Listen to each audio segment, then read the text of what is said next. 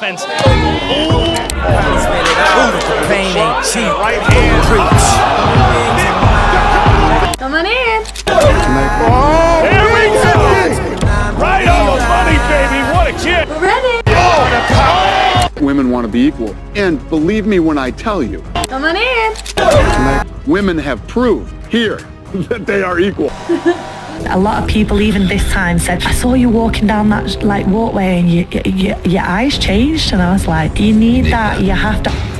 They have absolutely proven themselves, and people love the women's fights. These women become big stars. Every fighter has a beginning, but some beginnings don't start in gyms or tournaments. Some begin in the living room,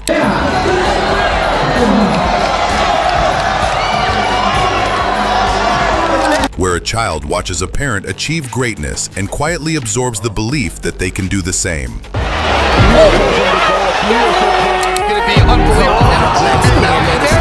For Dakota Ditcheva, the story begins long before she could even understand what fighting meant.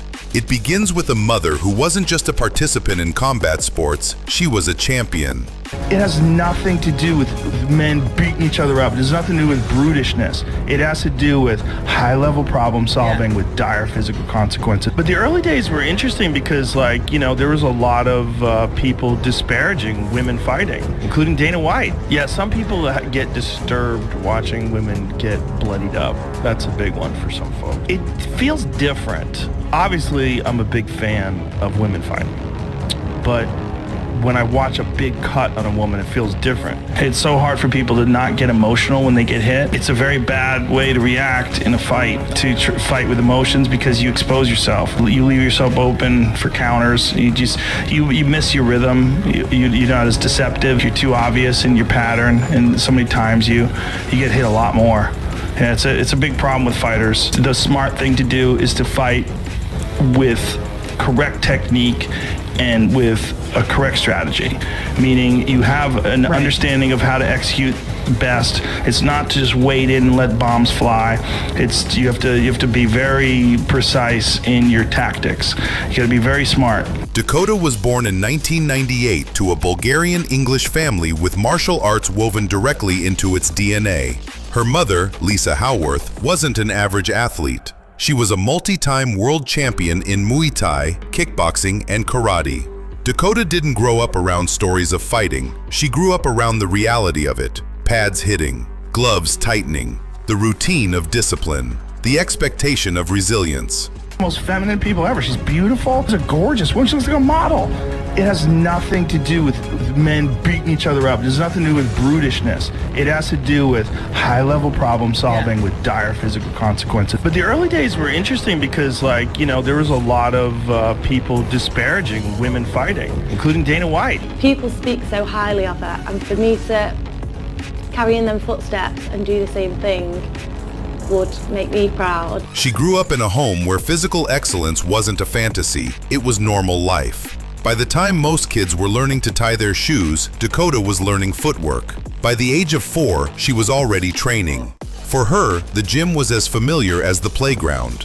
Where other children played tag or hide and seek, Dakota learned balance, timing, and the sharp mechanics of striking. She didn't just learn how to fight, she learned how to understand fighting. As she grew older, this early exposure became her advantage. She wasn't guessed into martial arts, she was built by it. Every coach who met her noticed the same thing. She wasn't just copying movements, she was absorbing them. Her rhythm was natural. Her instincts were sharper than her age.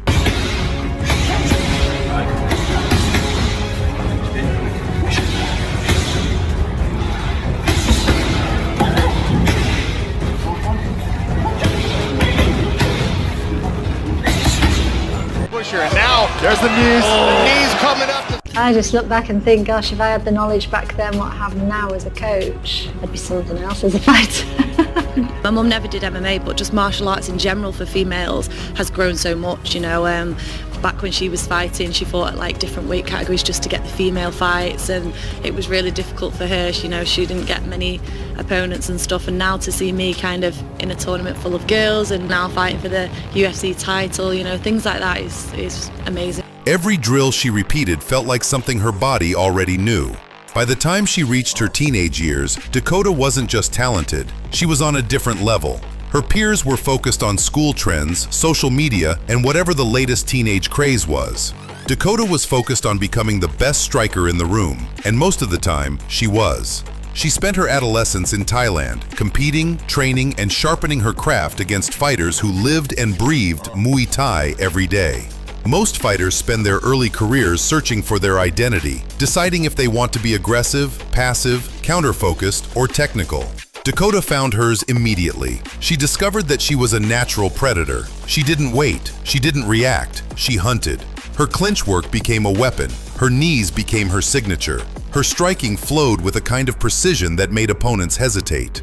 At 16 years old, when most teenagers are worried about exams and weekend plans, Dakota became a world champion. In 2016, she won the World Championships in one of the highest-level Muay Thai organizations. It wasn't luck. It wasn't a fluke. It was a declaration. A teenager stepping into the global spotlight and announcing that she was ready for the next level. This early success created expectations, but Dakota didn't crumble under them. Instead, she evolved. She added layers to her striking. She worked on feints, footwork traps, switch kicks, and timing patterns.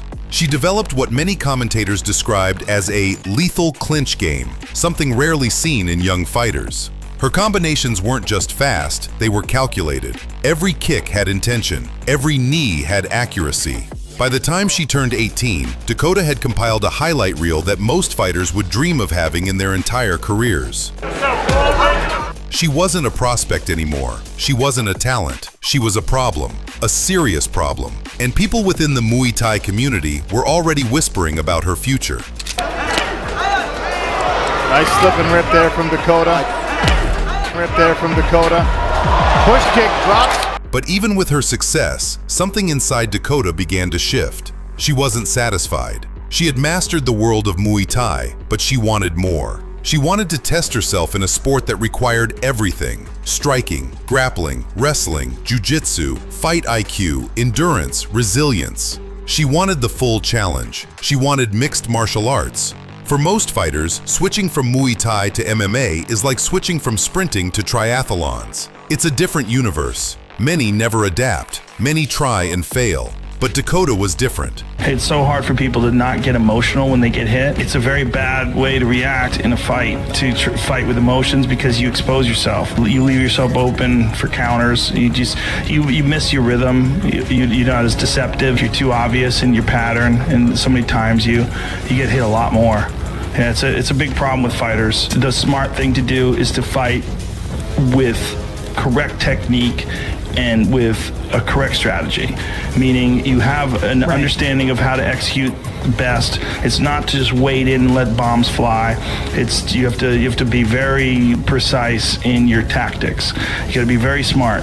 She wasn't transitioning out of frustration. She was transitioning out of confidence. She believed she could master this new world just as she mastered the last one. She began studying MMA during the rise of women's divisions, watching legends like Ronda Rousey, Joanna Jędrzejczyk, Valentina Shevchenko, and Amanda Nunes reshape the sport. She realized something important. MMA had space for someone like her, someone with elite striking, someone with discipline, intelligence, and natural composure, someone who could bring a new style into the cage. So in 2018, Dakota made the decision to shift her entire focus to MMA, and she didn't do it halfway. She didn't rely on her striking alone. She spent years learning grappling, wrestling, and jiu-jitsu.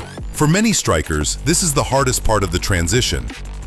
I'm very much a fighter that kind of just lives in the gym. It's a lifestyle to me. It's not like fight camp after fight camp. It's just living in the gym, just getting better all the time. And I'm one of them people as well that I don't want to win all the time in the gym because I want to get better. You know, I'm not looking for easy rounds. So to have them tough skills there to tap me out a few times, you know, give me a tough round is like what I need and what makes me progress the most. But Dakota embraced it like a student hungry to learn a new language. She understood early on that to be great in MMA, you must become uncomfortable. You must lose in the gym. You must get tapped out. You must get humbled. And instead of resisting those moments, she chased them. She wanted training partners who could dominate her. She wanted rounds where she lost positions. She wanted grapplers who could expose her weaknesses. Every hole in her game became an opportunity for growth. It was like I wanted to finish the tournament with 4 stoppages, and that's what happened. Beat a name like Santos, it's like, you know, she's never been stopped. She's never been stopped. Shevchenko didn't stop her. People thought she beat her. And now what can people really say? You know, Blanchfield went 5 rounds with her. There's been plenty of fighters that have had to go 5 rounds with her, and I've just got in there and made it look like another can on the list, as people always comment on my stuff. Yeah.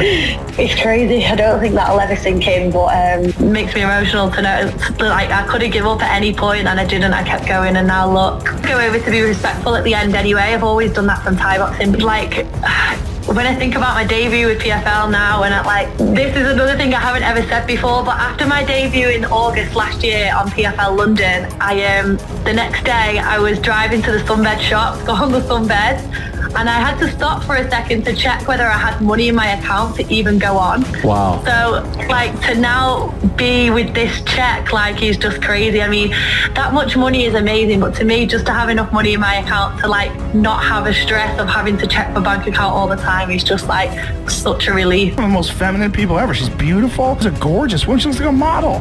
By the time she made her amateur MMA debut, she wasn't just a Muay Thai fighter trying MMA. She was an evolving martial artist ready to build a new chapter. Her amateur fights proved something crucial. Her striking carried over better than anyone expected. She wasn't just a striker in MMA, she was a threat. And this is where the next chapter of her story truly begins. When Dakota Ditcheva stepped away from Muay Thai to pursue MMA, many people assumed she would struggle. They assumed the transition from a pure striking discipline to the chaos of mixed martial arts would humble her. They assumed she would need years before she could truly compete. But from the very beginning, Dakota made it clear that she wasn't entering MMA to participate. She was entering to take over. Her amateur journey began in 2018. While some fighters treat the amateur circuit like a formality, Dakota treated it like a laboratory. Every fight wasn't just a chance to win, it was a chance to learn. She tested her grappling, she tested her takedown defense, she tested how her striking translated into a sport where opponents could shoot for her legs, drag her to the canvas, or smother her against the cage. I'm very much a fighter that kind of just lives in the gym. It's a lifestyle to me. It's not like fight camp after fight camp. It's just living in the gym, just getting better all the time. And I'm one of them people as well that I don't want to win all the time in the gym because I want to get better. You know, I'm not looking for easy rounds. So to have them tough skills there to tap me out a few times, you know, give me a tough round is like what I need and what makes me progress the most. Her early amateur fights revealed thing immediately. Her striking was effective in a way that very few traditional strikers managed to maintain. She didn't freeze under pressure. She didn't overreact to takedown attempts. She didn't lose her identity when the fight hit the ground. Instead, she adapted. She showed patience, intelligence, and the ability to stay calm in unfamiliar situations. These qualities would become her trademarks. In 2021, she made her professional MMA debut. This moment is where everything changed. Many fighters begin their pro careers cautiously, easing into the sport with simple game plans and careful tactics. Dakota entered with controlled aggression. She arrived as a fighter who already knew who she was. They need to find someone that's gonna give me a good competition. They can't give me someone that's, you know, just kind of signed to the PFL and not really had that much experience, because it doesn't make sense. I've just beat Santos. Let's start at the beginning. I'm going to be going full guns blazing. My mum's gym is based in Sale, Manchester. It's called Northern Spirit Muay Thai. Anybody is welcome to go and train there. I know you guys ask all the time for me to do like training videos and things like that, and when I'm in camp I'm not really allowed to do that. I don't really show too much of my training. I got into fighting from my mum. She was a world champion back in her time. Been doing it since I was around 4 years old. Very easily. If I'd had a 5-round war with Santos, there would have been a few more people in there that would have been more of a match, but I walked through it. So it is always hard, it's tough walking into a gym with a load of male bodies in there and you being the only female is not the best, you know, for your confidence and things like that, but you soon realise that everyone's the same. When you walk into the gym and go onto the mat, everyone treats you the same. You know, it's not male and female, it's just Everyone's there to learn. I mean, I just kind of get in the cage and prove to myself that they're all just talkers. Yeah. I never know what I'm going to get a stoppage with. I just work so many different things and just trying to get better all the time that, you know, I'm able to go in and kind of pull something new out the back. A striker with the confidence to dictate the pace, control the range, and force her opponents into reacting. Her debut made an immediate statement. She demonstrated precision striking, clean timing, and the ability to overwhelm her opponent without ever sacrificing control. It wasn't reckless. It wasn't frantic. It was measured violence, the kind that elite fighters possess even in their earliest performances. Her second and third professional fights reinforced the same message. This wasn't a Muay Thai fighter dabbling in MMA. This was a new contender emerging with every fight. I expected it to give a little bit more, if I'm being honest, you know, because I really do rate her. I respect her as a fighter. Obviously, people thought she won against Shevchenko, so I knew who I was up against. I did expect her to bring a little bit more, but I mean, I'm not too surprised either that I got the stoppage because I know what I'm like, and that's kind of what I set my mind out to do, with kind of run through the tournament the same way I've done the first three, so. A fighter whose skill set translated almost perfectly into the open space of the cage. But the moment that truly changed the trajectory of Dakota Ditcheva's career came in 2022 when she signed with the Professional Fighters League, the PFL. This was a significant step. The PFL is a league built around structure, tournaments, and consistency. Unlike other promotions where fighters often wait for call-outs and rankings, the PFL offers clarity. Fight, win, advance, and earn your shot at the $1 Million Championship.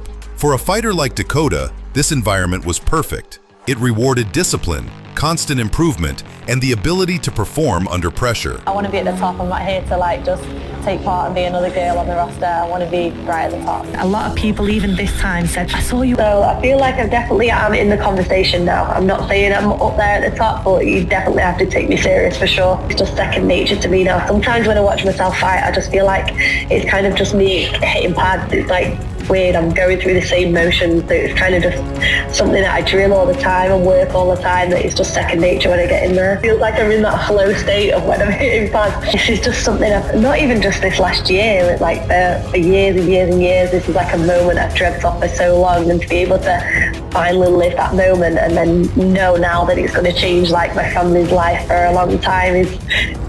Her PFL debut came against Hasna Jabber.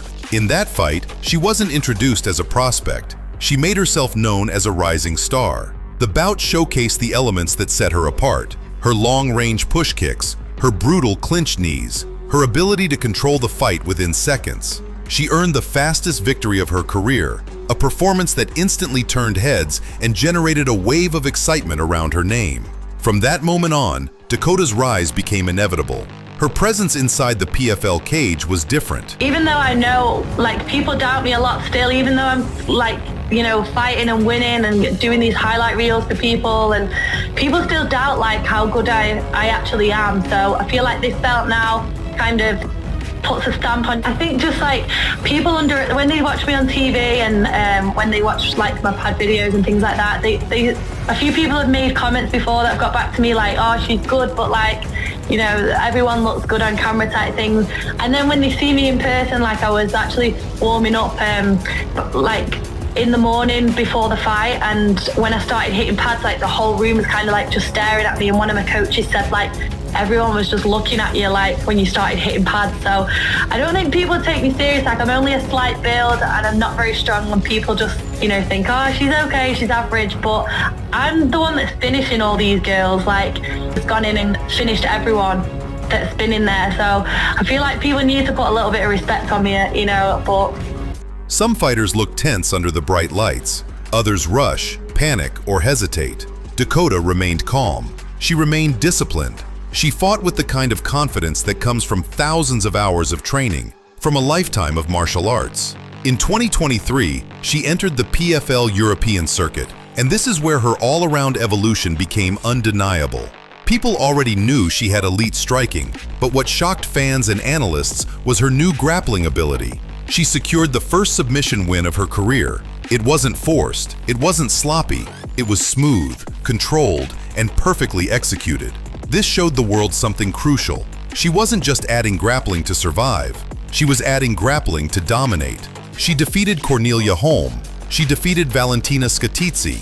She didn't just win, she imposed herself. I mean, the prize was amazing, the belt's amazing, but for me, I want to fight. You know, I loved fighting 4 times last year. The year before that, I fought 3 times. The year before that, I fought 4 times. So I've always been a really active fighter. When are we going to see women in the UFC, man? Never? I just beat the best girl that's out there outside of any other division. So they've been talking, she's been saying, she's just a Barbie, she should be a model. Well, a model just beat your ass in round 2, so shut up. When is Dakota Ditcheva going to the UFC? I think people now, with me beating Taila Santos, they want to see like what else I'm capable of, so it's got to be something more. I've always been that type of person that's in the gym all the time, so for me that's why I've always got better and better, because I live in here. I walked through everyone last year, so.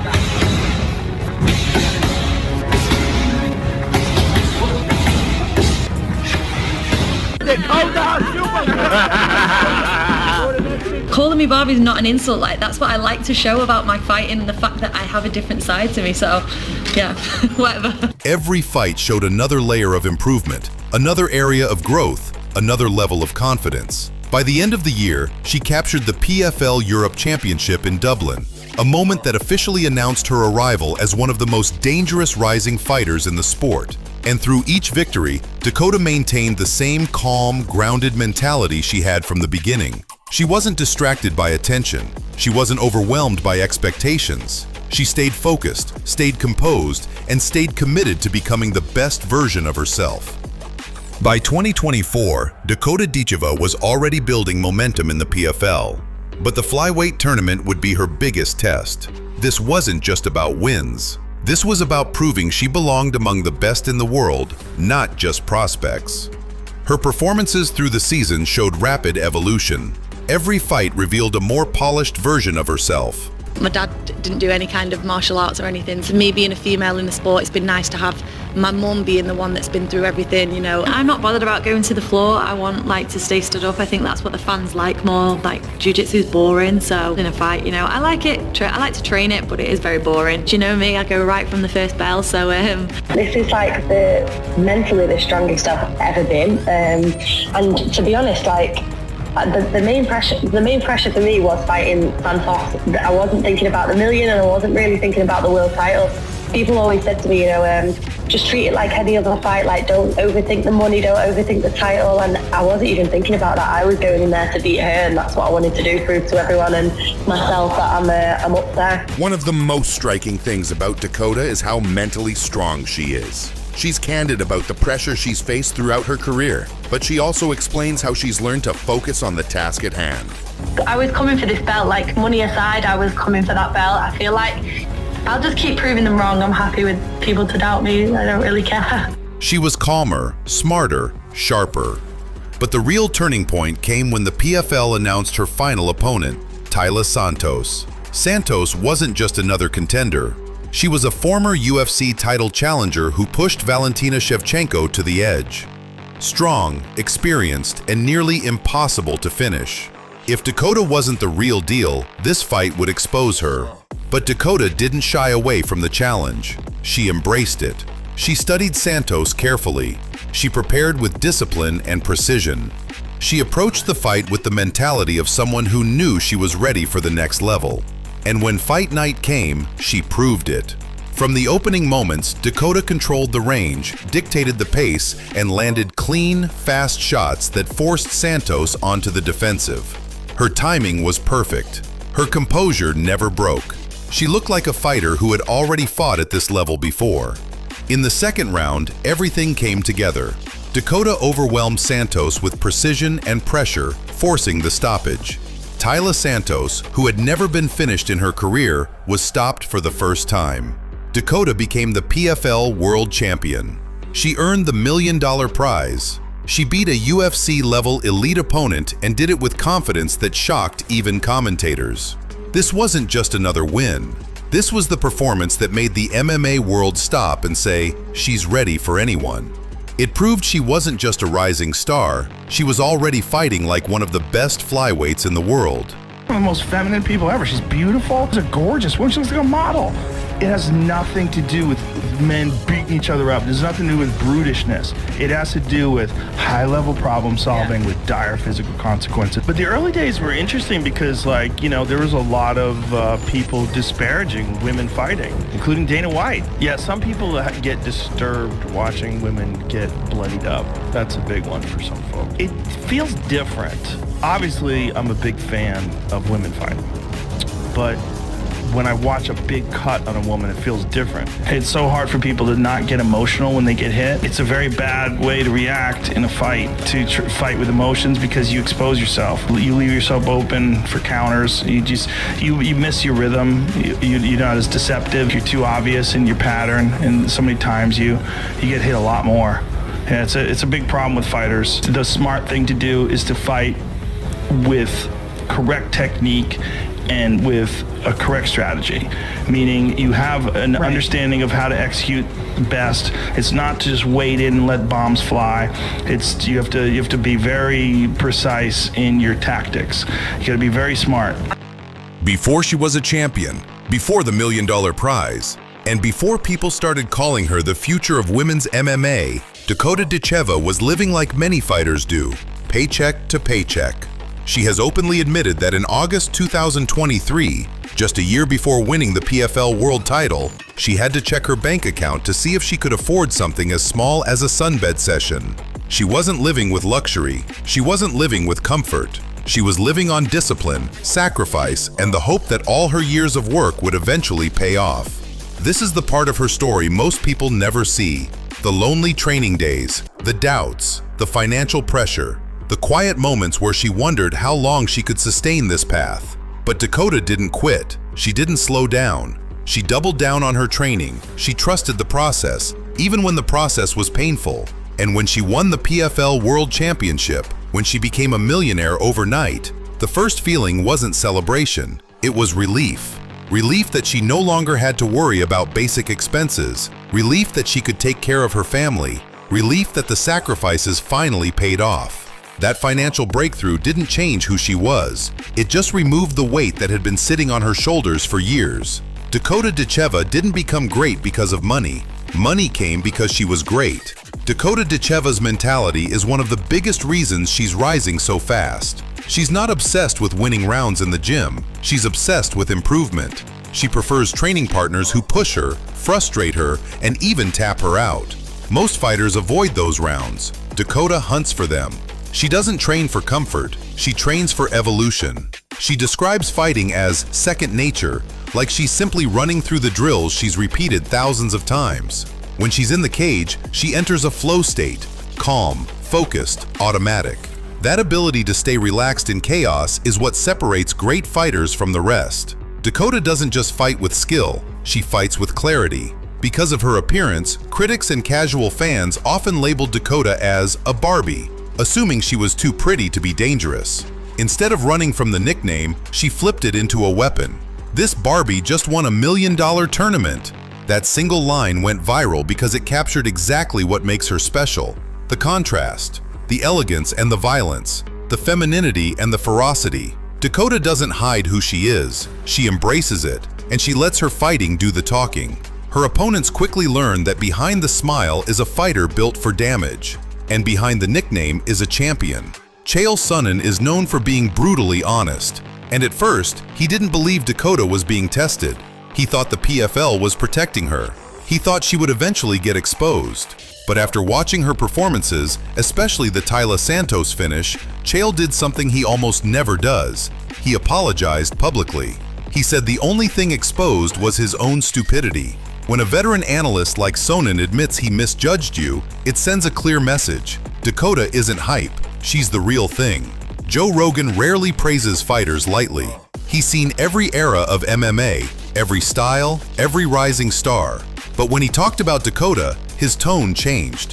He admired her movement, her timing, her composure, and the way she solves problems in real time. He also talked about the intensity of women's MMA, how seeing fighters like Dakota push through blood, cuts, and pressure hits people differently. Joe respects her because she embodies everything elite MMA represents: skill, grit, heart, and intelligence. When Rogan sees something special, the world pays attention. And with Dakota, he sees it clearly. After beating Taila Santos, a fighter who nearly dethroned Valentina Shevchenko, the conversation changed. Dakota wasn't just a PFL champion anymore. She was suddenly in the conversation with the best flyweights in the world. Fans began asking when she will join the UFC. Analysts warned that UFC contenders need to start paying attention. Her style, her power, her calmness, all of it translates perfectly to the highest level. Dakota herself said she believes she's already in the discussion with the world's elite, and based on her performances, she's right.